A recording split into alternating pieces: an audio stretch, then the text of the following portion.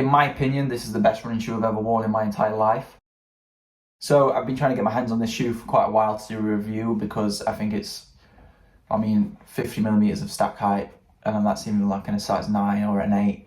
So this is probably like closer to 60mm of stack height. I think there's a carbon plate in the heel and a carbon rod here. But then there's also whatever this plate is as well. So this is the Adidas Prime X, or the Adidas Adizero, Adidas Prime X, some long name. So please like, subscribe and comment your favourite shoe at the minute. And also comment if you have had experience with this shoe. Let us know what you thought, because I'm absolutely blown away. And wait for the end, because we're going to give you an alternative for this shoe if you don't quite want to get to this shoe, but you want to try something a bit bigger. I'll leave something at the end what gives you similar shoes that you could wear instead of this. I mean, if anyone's used the Takumi Sen 8 and the Adios Pro 2, which is the other Adidas super shoes, this has sort of very similar foam. This foam feels slightly softer than the Takumi Sen 8. I'm not sure if that's because there's more of it, so it condenses. This blue bit here feels a lot more like the Takumi Sen 8 foam rather than the bottom bit. So anyone, or maybe from Adidas, is watching this, then comment if they're actually any different or if that's just me thinking they are. This shoe is illegal for like elite runners in World Athletics events, and that is because of the higher stack height. And personally, I actually don't see why anyone who would be an elite runner would want to race in this over the Adios Pro 2 or any other super shoe from a different brand, purely because of how big it is. And I'm going to get into that in a second, and why I think this shoe has a great place in the sport, but it's probably not the fastest shoe if you're going for race day. My first impressions of this shoe, I actually took it out for an easy run, and I was a bit concerned with how easy it was to sort of roll sideways and sideways. Like, you can pretty much roll your ankle on this just by like tilting one way or tilting the other.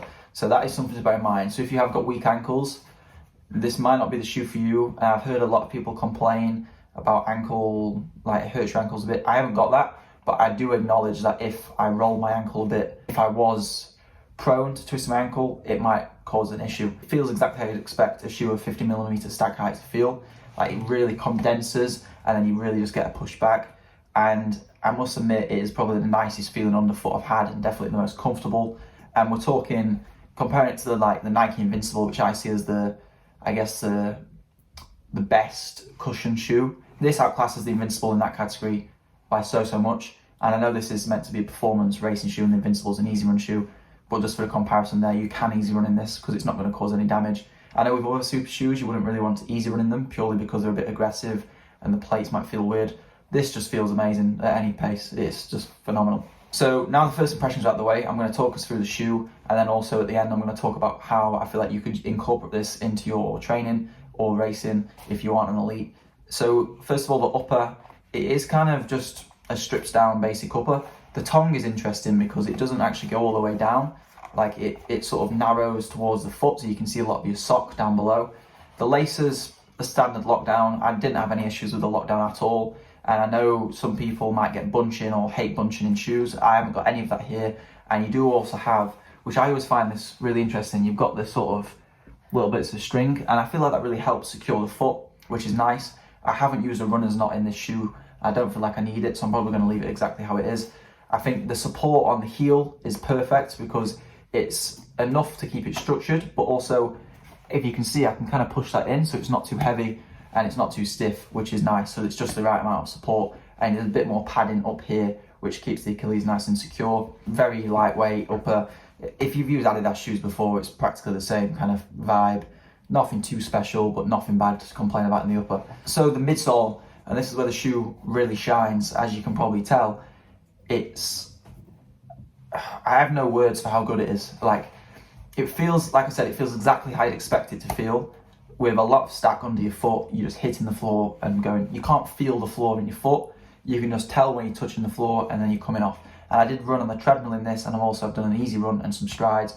And the treadmill was kind of threshold pace. So I've got some videos of that, which you can see sort of how the foam condenses. And it doesn't really condense that much, which is great in my eyes because it sort of gets to a limit and then you automatically get the energy return, which I really like. To me, this is the comfiest super shoe I've ever worn by a country mile. It's not even close to anything I've ever worn. Comfier than any other shoe I've ever worn in my life, to be honest. So again, amazing in that department. The midsole also, I'm a big fan of impact reduction to prevent injuries. And this is one of them where your impact is just getting reduced so much. The battering of the leg is going to be so much less, and therefore you're going to reduce the risk of injuries and also recover quicker. And I know what you're thinking. A lot of people will be like, why would I want to train in a shoe that's better than my racing shoe? And this is where I think this is the perfect training shoe, is because of the extra weight, which you can see on the screen in comparison to the Vaporfly and the other super shoes, it's quite considerably heavier. So I think you get that training workload because of the heavy shoe. And then when you come to race day and you're racing in a lighter shoe, it'll feel better. And obviously proportionally, I still think a racing shoe will feel better because of how much lighter it is. Because this is quite a hefty shoe. Like, you've actually got to work to move your leg forward, which is kind of what you want in a training shoe. Like, this is the best of both worlds. In a training shoe, I want something that's going to reduce the risk of injury and improve recovery, but also, I guess, make you work, or like at least not give you a free ride, which some of the super shoes do. It's obviously very unstable, as you can imagine. Like, it's very tall and you can feel like your ankle. So if you pronate and stuff like that, again, probably not the shoe for you, purely because if you start pronating, you're probably going to go like that, or you're probably going to go like that. So just bear that in mind if you are a pronator or a supernator. But if you're not, get this shoe right now. Honestly, it's crazy. And the outsole, very, very durable. And this is what I'm really happy about. Ed Budd did a review on this. It's a shoe reviewer from the UK. And he said the shoe gets better and better as you crank up more miles. And I've only done about 15 miles in the shoe so far. So I'm really excited to get to about the 100 mark and see how it feels. He just says the foam gets a bit softer and gets a bit more bouncy. But there was no wear on his shoe after 100 miles. And that's kind of what you get when you get Continental rubber. And that's why I think, even though this shoe is expensive, it is much better value for money than other super shoes, purely because it will last so much longer. And weirdly, it's actually good on hills. I was quite shocked that you can actually get up hills and down hills really well, which is nice. But going around corners, as you can imagine, don't go fast around corners or else you're going to have some issues. In my opinion, this is the best running shoe I've ever worn in my entire life. And I don't mean that in terms of it's going to get me the fastest time on race day.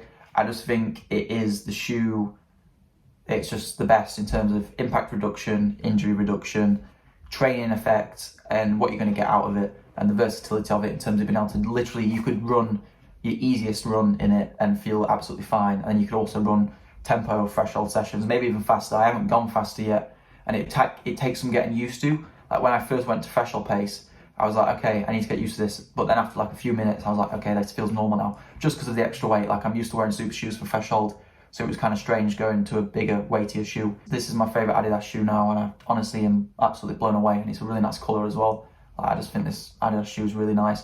So the designers of this shoe, very, very well done, and I can't wait to see the Prime X2. So similar shoes instead of this, I would say the Nike Tempo Next Percent, because that is the only other illegal shoe on the market, and that kind of provides the same, quite a bit underfoot, but it's also good enough to go faster. This is much better than the Tempo Next Percent though, but if you kind of want to get a bit cheaper and also still get a really good shoe out of it, the Tempo Next Percent. And then I would say the Saucony Endorphin Speed. The stack height's not quite there, but it's this kind of same factor in terms of comfort and also the versatility, so you'll be able to do a lot of miles and also get down to faster paces.